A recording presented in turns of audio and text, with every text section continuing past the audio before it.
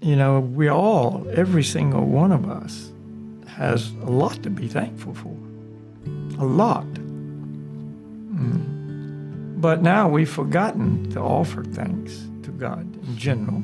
Let them give thanks to the Lord for his unfailing love and his wonderful deeds for mankind. For he satisfies the thirsty and fills the hungry with good things. Because you know the feeling of a person who's really in that pure condition. Thankfulness is a automatic part of that. And so develop your love for God and the thankfulness will come.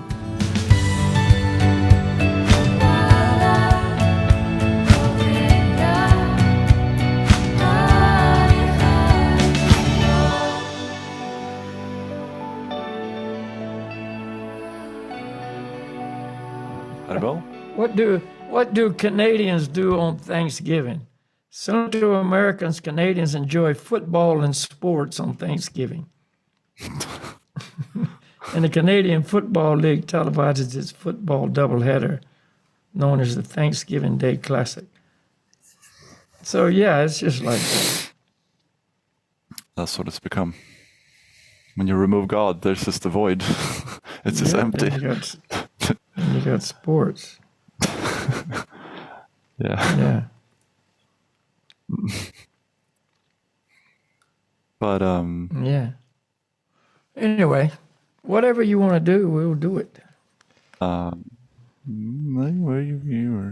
not sure. What's a good like? Well, since it's Thanksgiving, I mean that's kind of a right now topic. Yeah, it is. It is. And maybe not for me, we don't celebrate Thanksgiving, but we do have some listeners in the United States, and and even the topic is relevant regardless if you celebrate it or not. Giving thanks. And it's a full God holiday. Mm-hmm. It's in its original intent. Mm-hmm. Yeah, I will. This way? Yeah, this way. I'm not settled in yet. I'm still picking my teeth. Okay, I see. That's good. Got to make this real, homey. Yeah. We don't want to make it like it's staged. No. I like that. I've made a fire here. Maybe I'll have to put some firewood on the fire during the podcast, and maybe we need to pick our teeth during the podcast, and what else? All that stuff. Lynn? Oh, okay. Because I will actually probably have to put some fire on the fire right now before we put some wood on the fire, not fire on the fire.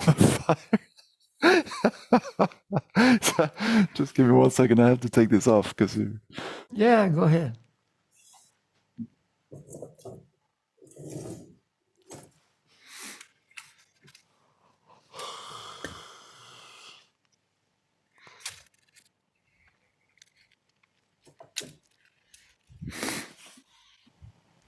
Okay, here we go. So, since I'm, as usual, I thought that I was, I've been into Christianity for a while, and I thought I was kind of well-versed in Christianity, but when we speak, I realize how little I know, and the stories of the Bible, and different things.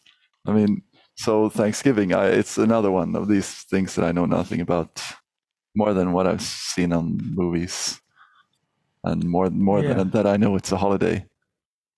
But So what's Thanksgiving? The Thanksgiving today in modern times and the original Thanksgiving are absolutely different. Uh-huh. And hold on a minute, I just want to check one date here. I think the first 1621. So that's when the first Thanksgiving was celebrated, was 1621. Oh. Now, that's quite. We have to bear in mind that Columbus discovered America in 1492. Let's just say 1500. And when was the first Thanksgiving again?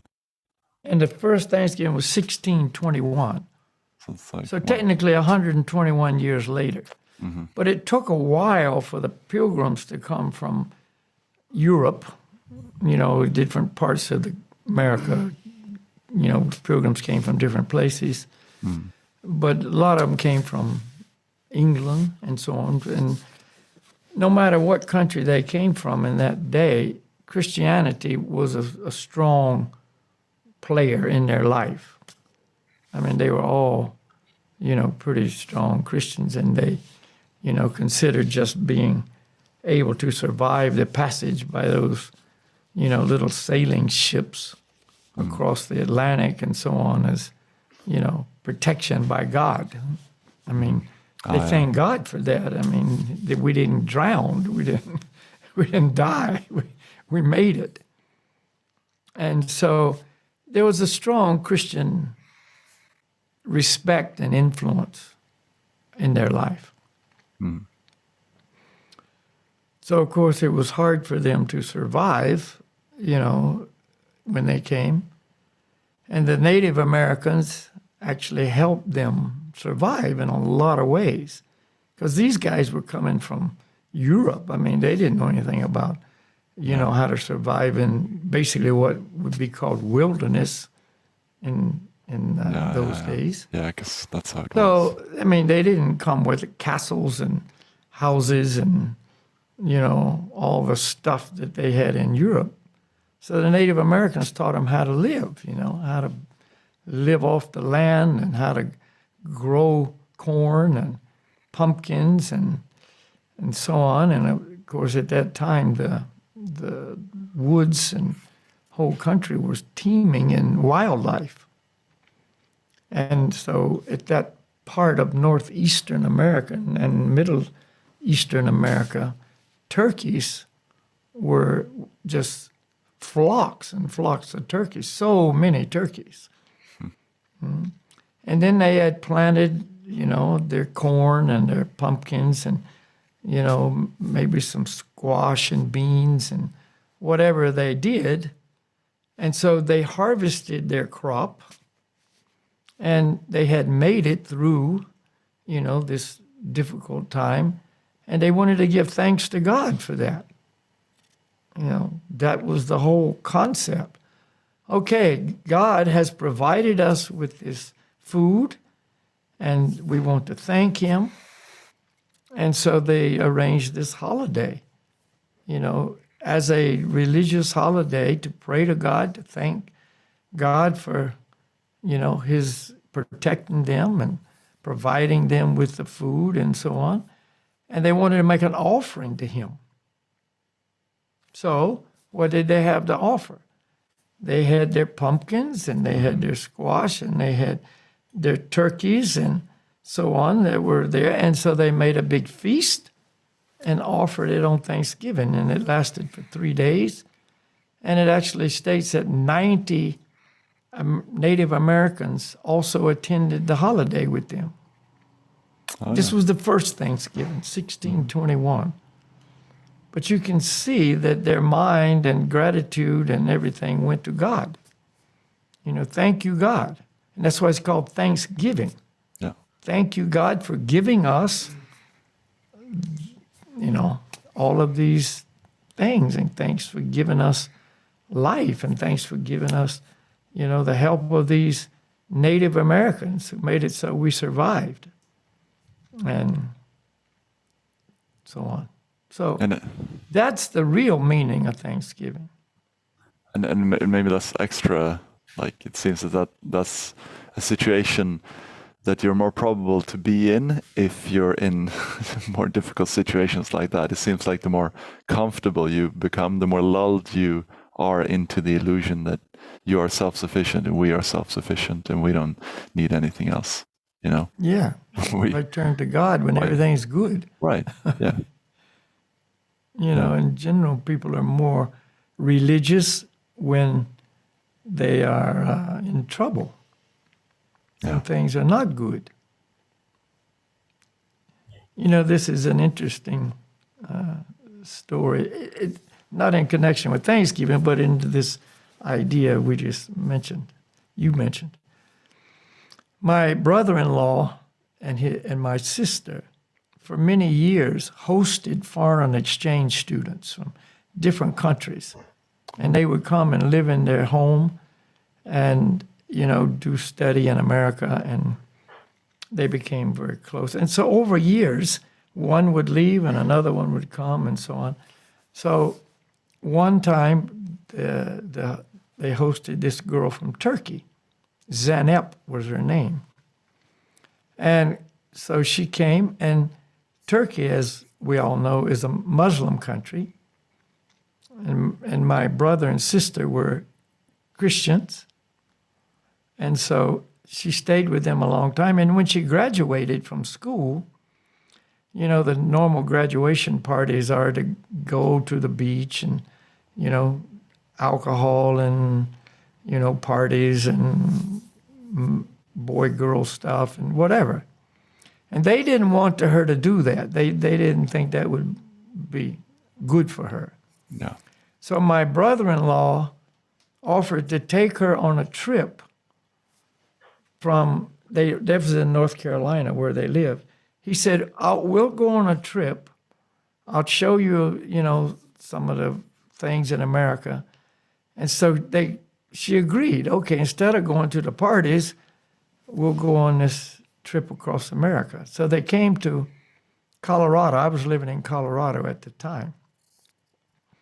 And so they came there and stayed for 3 or 4 days. And it was a camping trip as well.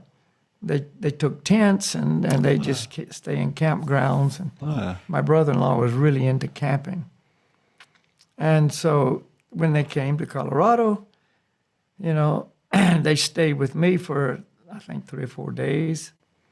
And when they left, they didn't go very far, and they camped for the night. And so that night, my brother-in-law, Louis, was in his tent, and Zeynep was in her tent. And she never camped. I mean, this was all new stuff to her. And so in the middle of the night, this bear came into the campground. Oh, shit. And so she was so afraid, And so he told me after it was all over, he said, her association with me didn't make her a Christian. And her association with me, he meant him, didn't make her a better Christian. And her association with me didn't make her a better Hindu, because he could never get it that I wasn't a Hindu. Oh. But association with that bear made her a better Muslim, because she was praying all night.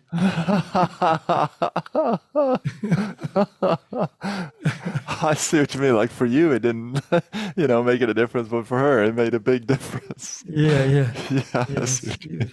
Like she was praying all night, made her a better Muslim. So anyway, I thought that was kind of funny. But yeah. Of course, the bear just came and went, and it wasn't any big real threat, but, Yeah. So anyway, back to Thanksgiving, every single one of us has a lot to be thankful for. A lot. But now we've forgotten to offer thanks to God in general, and so I just read that Thanksgiving now is celebrated mainly by sports events, a lot of football games and, sitting around watching sport on TV and having big Thanksgiving dinners and, and what is the main food is, we got to have traditional Thanksgiving dinner, turkey. Oh, yeah. And pumpkins, so pumpkin pies and pumpkins prepared in different ways. And then the mashed potatoes and gravy and, the peas and the pumpkin pies with ice cream. And it's big, just a feast day, little to do with God at all. Yeah.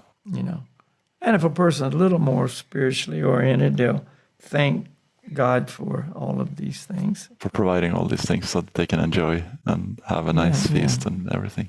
We can all have, but it's the biggest travel holiday in America. Oh, yeah.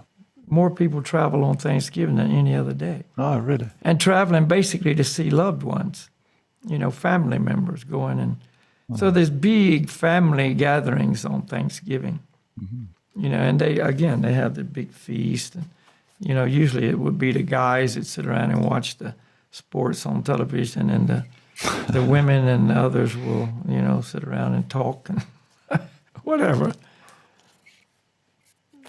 But it's not considered a spiritual holiday anymore. But originally it was. That's the point. Yeah. Yeah. Like I said before, you just take God out of the picture, and then what do you fill the void with?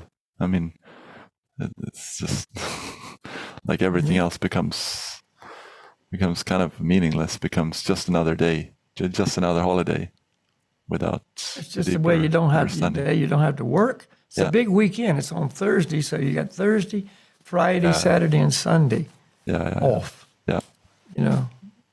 So it's a lot of time there for people to enjoy, not working, and meeting with friends and family, and overeating, and of course now many people, there's a lot of alcohol involved as well, and etc. I have a few Bible verses, and I kind of wanted to throw in a couple of Bible verses into this discussion because I found some very nice verses. Giving thanks. Here's from Psalms 107, 8-9. Let them give thanks to the Lord for his unfailing love and his wonderful deeds for mankind. For he satisfies the thirsty and fills the hungry with good things. Yeah. That was thanks to the Lord for his unfailing love and his wonderful deeds for mankind. But for if someone doesn't see that, what wonderful deeds is, would you say that is like what wonderful deeds? I mean, if a person doesn't even accept the existence of God, how could I see that there are any wonderful deeds, and why is it important then to cultivate thankfulness? Well, I guess first step is like general thankfulness is a first step and a first important part, right? And then you can of course take it further, but like in general, to just be thankful at all is a is a big achievement. We got to realize everything comes from God. Without God, there's no nothing. Yeah. So we come from God, and everything we need to survive comes from God, and everything we have comes from God. So we should be thankful for that. And people usually turn against God unless he provides them with what they want.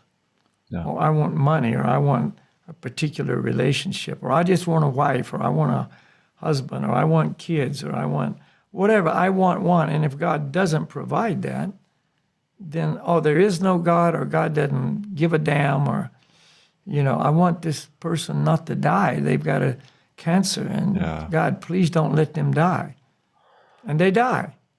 Either there is no God or God doesn't give a damn. And I actually heard a man tell me exactly that, because his brother died of cancer, and he suffered a long stage of suffering before he died. And at that point, this man, just had that opinion. Don't even talk to me about it.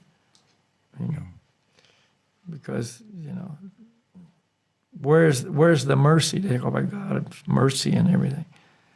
Right. Let a person suffer like this. Yeah. So anyway, it's sad, but if we have true understanding of the absolute picture, about karma, and I tried to talk to this man about karma, but he just wouldn't accept it. Don't tell me it's his karma, that we don't suffer for our actions. This kind of refusal to accept that the suffering, that we experience in this world is due to our actions. We create it. It's not God's fault. God tells us how to live. He tells us what to do. He tells us what not to do. And if we live according to his will, then our life will be perfect. And there's no karma involved in a lifestyle led in accordance with God's will and serving God and trying to please God. Then there's no karma for that activity. But when we don't do God's will, we do our own will, and when we don't follow his instructions and guidance, then that's what the law of karma is all about. You will get results from those actions. So even good actions, what we might consider good, may not be the will of God. And this might be, something that won't create bad results, but it won't actually increase our love for God. It's not exactly what God wanted me to do. It's not directly connected with the Lord. So if I don't steal, well, that's good. There's no bad karma there because I didn't steal. But really, there's much more to life than just not doing bad things, or just doing what I think is good. When it's against, really, if I understand fully God's guidance instructions, and I need Scripture and the spiritual master to help me in this, then, I might just do charitable things that produce good material results, but it's not really, karma-free. Yeah.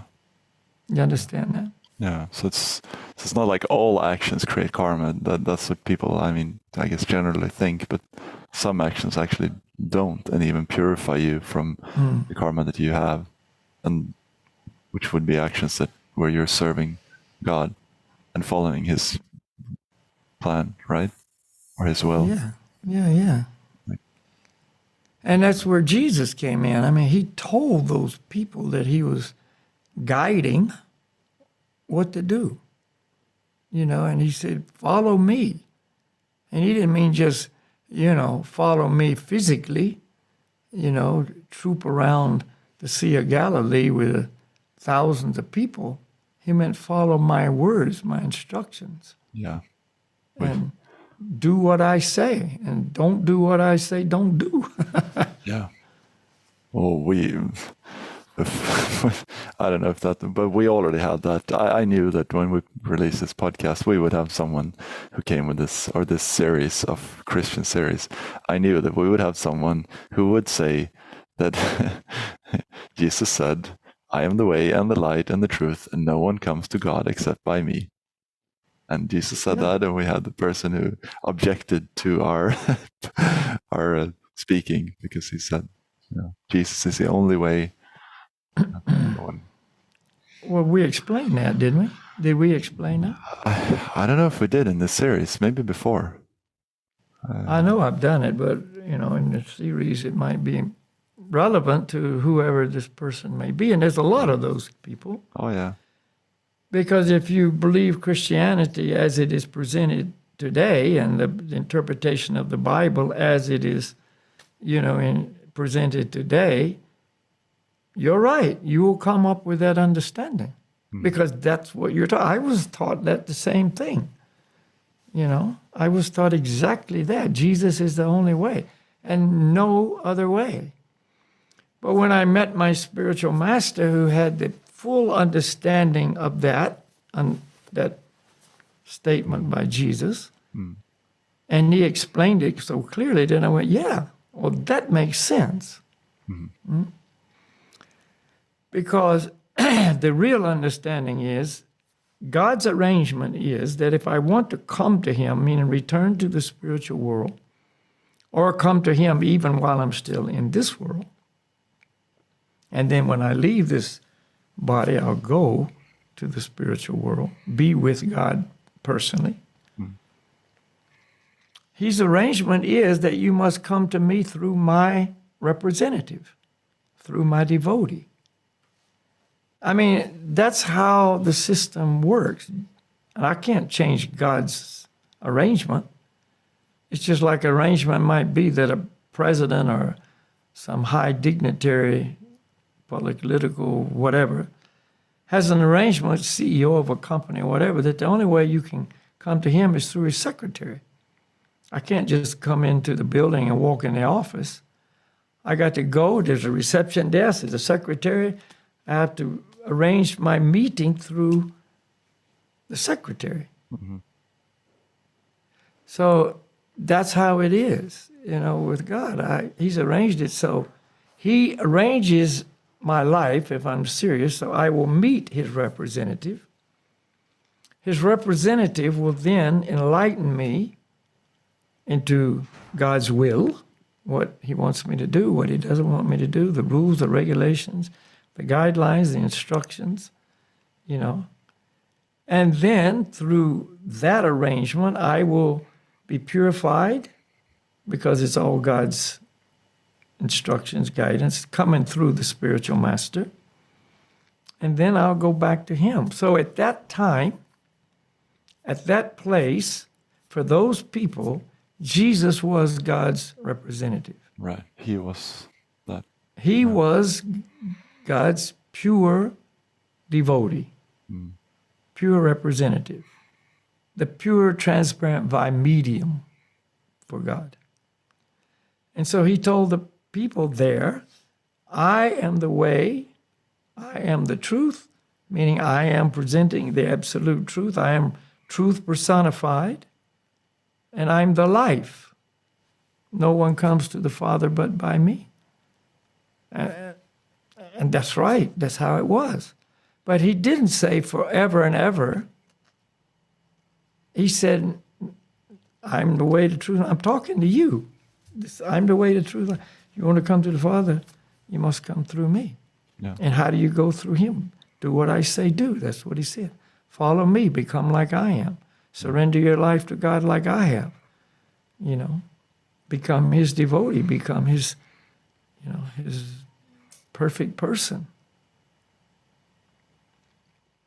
Yeah. And so there's no contradiction. So the spiritual master at that time was Jesus Christ. And that doesn't take anything away from Jesus. That actually adds great glory to him. There's no one more glorious than the pure representative of God. That's the highest achievement possible. And Jesus was that perfect representative of God. He was on the highest platform. So therefore, he should be glorified on the highest level. So if you understand that, then that gives you a much clearer picture of the true message of the Lord. Why would Jesus be the only one forever and ever and ever? No one. I mean, so that's what our Vedic lineage is all about. There's been those pure representatives of God since time immemorable, and they've always pointed everybody to God, and they've always pointed everybody to a lifestyle that will develop love of God and purify them of, their sinful activity. You call it karma, you can call it sin, you can call it whatever name you want to put on it. It's all the same. Yeah. Going against the will of God is sinful. Going against the will of God produces bad karma. It's the same thing. Yeah, right. Exactly. That's something that I think people don't make that connection. Yeah. And what was Jesus' message to the lady that he met at well? Go and sin no more. She'd had many husbands. She'd had many situations that were not acceptable, illicit connections and so on. And he forgave her for all that. She was so ashamed. But he already knew, because Jesus, being Jesus, was given the vision by God to understand this lady perfectly, her previous activities in life, etc., what she had done, and so on. And he just said, you're forgiven of all of that, And Now go and sin no more. You're clean. You're free. But don't go and do it again. And that's the message. You see, those examples of Jesus' activities in the Bible are so revealing how it should be. Yeah, and just to like link back to thankfulness, I think that's a part of thankfulness is like if you're really thankful to God for all that He's given, you don't like thank Him and then you go out and do things that He doesn't want you to do, and you sin or you produce bad karma, and then you go and you repent, and then you're thankful again for what you have. Like thankfulness really means if you're really thankful, you would really apply His teachings and appreciate His love and not like misuse it. If you see what I mean, you wouldn't. Yeah, it's like using Jesus as your doormat. Yeah. Get dirty, wipe your feet on Jesus. Yeah. Here's my sins.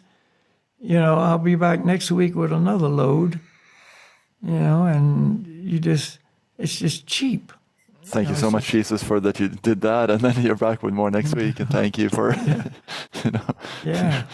There's no love there. There's no respect. That every time you do those things that you shouldn't do, it's not pleasing to Jesus, because he loves you. He doesn't want you to do things that will, keep you away from happiness and satisfaction and living a full life in a heart filled with love for God and love for others. And all those sinful activities are just preventing that. They're obstacles. And so He doesn't want that. You'll never be happy living a sinful life. And so therefore He said, don't do that. So don't keep doing it and coming back again and, expect me to keep, just washing you off. But is it bad in that sense to be thankful for Jesus for all that He did? I mean, all that He did. I mean, he was ready to sacrifice His life. He was ready to take on the karma, the suffering, the sins of all of humanity by his life and what He was ready to do. Up to the point that He was ready to die, spreading His message and trying to help us back home so that we could avoid, suffering. But is it bad to be thankful to Jesus? No, it's not bad. We should be thankful for everything Jesus did, everything He said. Yeah. And try to put some words and actions and lifestyle behind that thanks. Right. If you're really thankful for something, you're going to show it in the way you live and what you do. And if you're not thankful, it's just words, then it doesn't change anything. Yeah. In a relationship, if you're really thankful for that relationship, it's a cherished thing. It's really special. And you're going to do everything you can to make it better and not damage it. Don't take it cheaply. See, all this stuff that is done, in the name of Jesus, oftentimes is just cheap. It cheapens the whole thing. Doesn't mean anything, doesn't have anything to do with anything. Thank you. Now let's get on with it. Yeah. Just like if you're going to eat a nice meal, and the Christian tradition is thank you, God, for this food, and in any way that you may present that prayer, thank you, God, for this food. But there's a lot of different ways you can say that. You can really be thankful. God, thank you for this food. And you understand if without Him and His mercy, there wouldn't even be any of this, Or thank you, God, it's just traditional. It's just, something you do, but it doesn't mean anything. So there's the same thing, but two complete different consciousness and feelings involved. Yeah. Yeah, thanks. Haribo.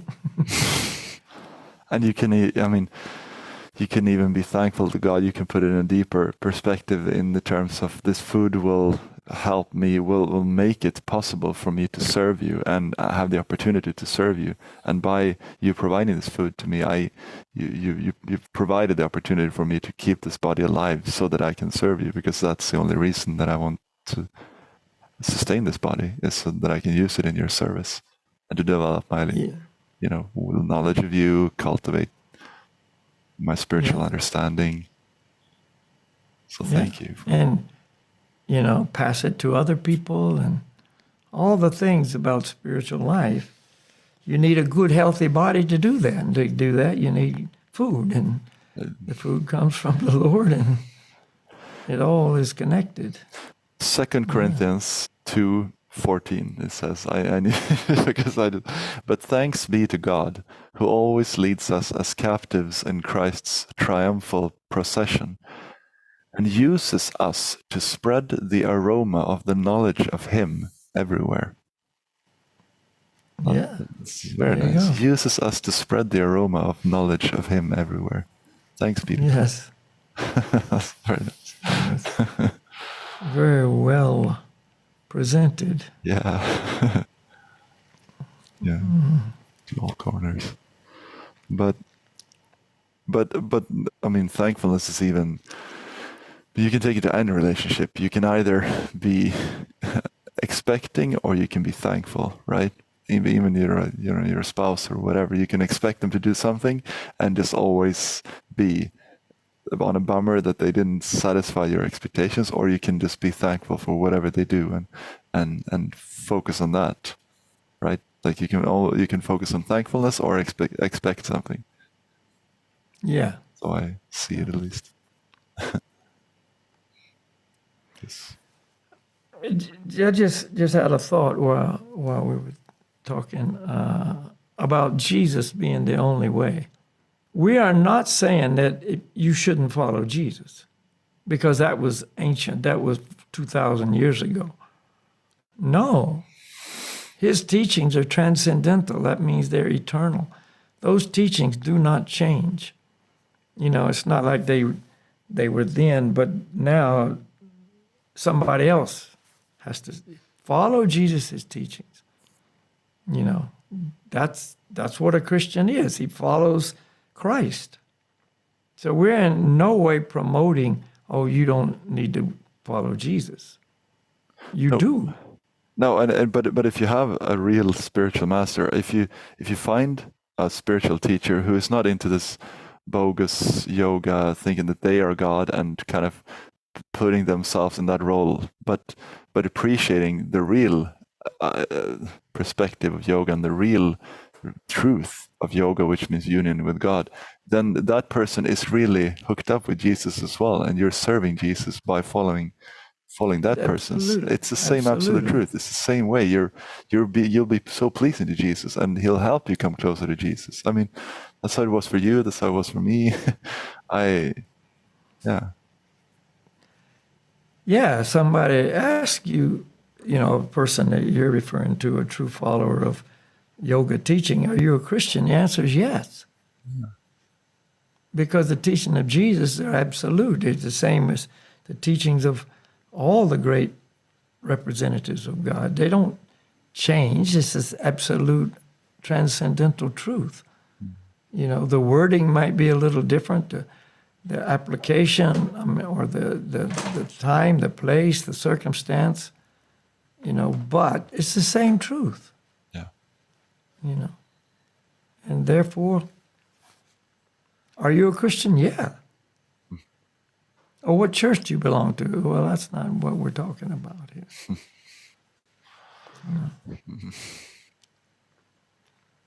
Yeah. But how do you cultivate thankfulness if you see that that's a good thing? But I mean, is there a way to? Is it through prayer? Or like what's the way to come to a point where you're really thankful? Because I can see myself that you're busy, you're just expecting things, and life happens. You're not really taking your time to be thankful and appreciate what you have. It's like life just goes by, and I don't know. Well, thankfulness is more of a feeling than it is a, a just, Yeah. philosophical Yeah. discourse. Yeah. If you're feeling thankful, then that goes with you throughout your busy day and everything that goes with your day, whether it's busy or not busy. You see, and how you cultivate that is come to have that real relationship. Like a person who's really thankful for his wife, for instance. He really is thankful that he has this person as his wife and their kids and so on. He's thankful for that. Just, he feels that all the time. He doesn't have to sit down and think about it. Yeah. It just rides with him in his heart, And so that's real thankfulness, And certain days, like Thanksgiving Day, may remind us of those things, So it's not like we don't need reminders. We do. We forget so easy and we get covered over so quickly. You see, but the more pure a person is in his heart, Jesus was thankful of his Father every moment of every day, and all the bountiful blessings and et cetera, and his opportunity to come on his behalf and enlighten his children, about God and how they should live and, the spiritual world, everything that Jesus did, he was always thankful that he had that opportunity to do that. Mm. I mean, we just know that because the feeling of a person who's really in that pure condition. Thankfulness is a automatic part of that. And so develop your love for God and the thankfulness will come.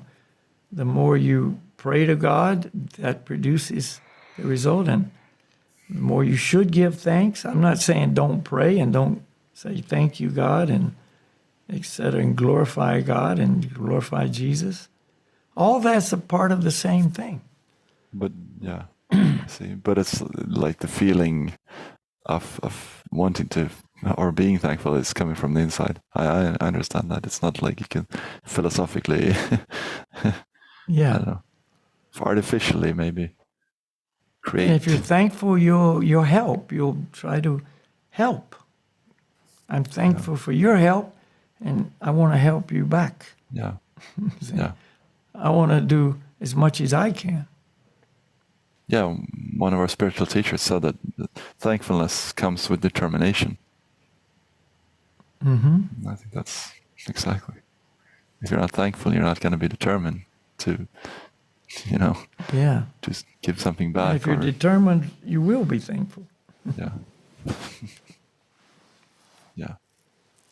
And the more we see the value in a lifestyle in union with the Lord, and His representatives, the more we really see the value there, the more thankful we'll be. Like if somebody gives you a piece of broken glass, you're not very thankful about that. But if somebody gives you a diamond worth $1 million, you're pretty thankful about that, just on a material level. Wow, thank you. Here's a piece of broken glass. Or just say a cheap, man-made diamond. It's not the real thing. It looks good, but it's not so important. So the more we see the value in all of this truth, the more thankful we'll be. But is that why thankfulness is like Thanksgiving has become what it is? Because we've made society into like not appreciating at all God and spiritual values. Oh yeah, of course, right. Yeah. And that's why churches are oftentimes empty or not well attended because people don't see the value. No. What's the point? I'd rather go, do something else on Sunday morning. Yeah. Yeah. Just a lot of dry I know, rules and like, yeah, you have to do this, and it's like just the old traditional things. Is we're more modern now, you know. We can, but is I mean, I just like coming back to this thought, or you spoke about the Indians or the Native Americans in America. I mean, wouldn't it be? Doesn't it sound like a much nicer society where they would, instead of exploiting these poor Native Indians after, you know, they became rich, and just, wouldn't it be nicer society if they were thankful to them and living in harmony with them, and like appreciating all of the things that they've done? Of course it would. Yes. Yeah, of course it would. And it feels like But it eventually. unfortunately, they were thankful. They harmonized for a little while, and then Yeah. they start exploiting. You know, because Yeah. they say, well, they had this superiority complex anyway. Yeah. You know, these are just savages. I mean, that was the one of the names they called the Native Americans was savages. Yeah. You know, they didn't have any culture. They didn't have any, you know, real knowledge and education. And we're from Europe, and we're all these puffed up high class guys, Yeah. aristocracy and whatever. So they just began to look down on them and exploit them and steal their land and et cetera, et cetera. And they went on till, you know, destroyed basically the native culture.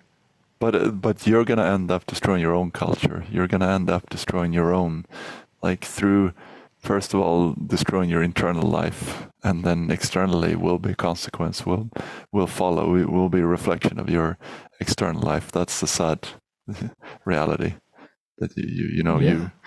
you won't be able to escape with that and live a peaceful, harmonious, happy life. You know, treating others like that, or. Well, look at the planet today. How harmonious is it? We should speak about environmentalism from a Christian perspective, by the way, which is a topic that's very close to my heart. You know, as an environmental engineer and someone who's, like, from when I was really young, just dedicated my life to serve Mother Nature and help. You know, that's what I always wanted to do. We should speak about that. Mm-hmm. That's linked to thankfulness, by the way. But yeah. And that's how it started, by the way. My motivation started with thankfulness, because I went out into nature, saw the big mountains, saw how little I was, and how much in peace I was when I was in nature, and the thankfulness grew, and then the motivation comes to do something, to share that to others and to help her, Mother Nature. Yeah. Yeah. Yeah, we can talk about that. But anyway, now I think we better be thankful that we have the opportunity to chant the holy names. And I'm going to end with Colossians 4:2. Oh, yeah. Continue steadfastly in prayer, being watchful in it with thanksgiving. Read that again. Continue steadfastly in prayer, being watchful in it with thanksgiving. With thanksgiving. Yeah, with giving thanks. Like Giving being watchful in your prayer, giving thanks. And the chanting that we do, this is prayer. This is what we do. Yeah. I mean, something we're going to discuss also, prayer and meditation. But that's right. Yeah, you could call this prayer if you're not seeing Of that course prayer it as is. individual. It's the perfect prayer. It's a perfect prayer. Yeah. Chanting the Lord's names. Prayer, praise. Joint prayer. Yeah. Okay, so we will chant what? You say. I say.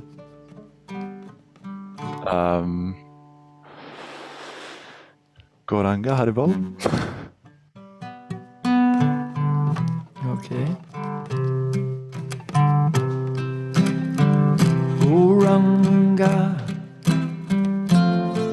Haribo, Gauranga, Haribo, Gauranga, Haribo, Gauranga, Haribo.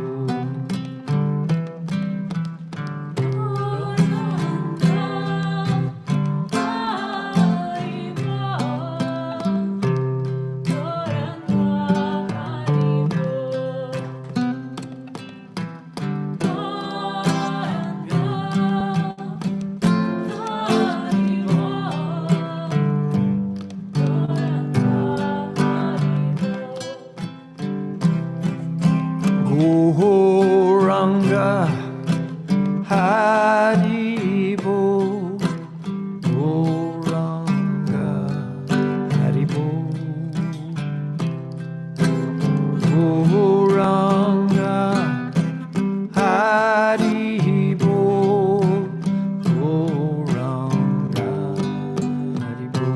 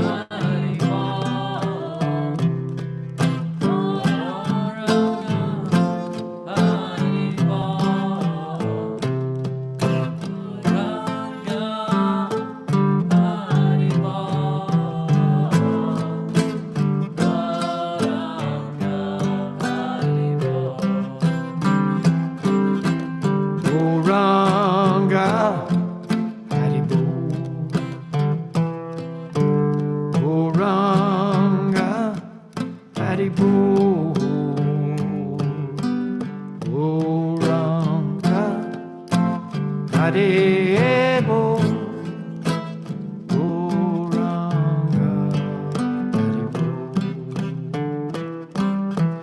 Goranga Haribo.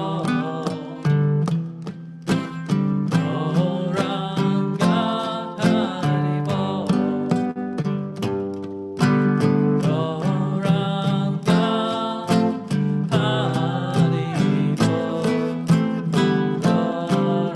Goranga Haribo.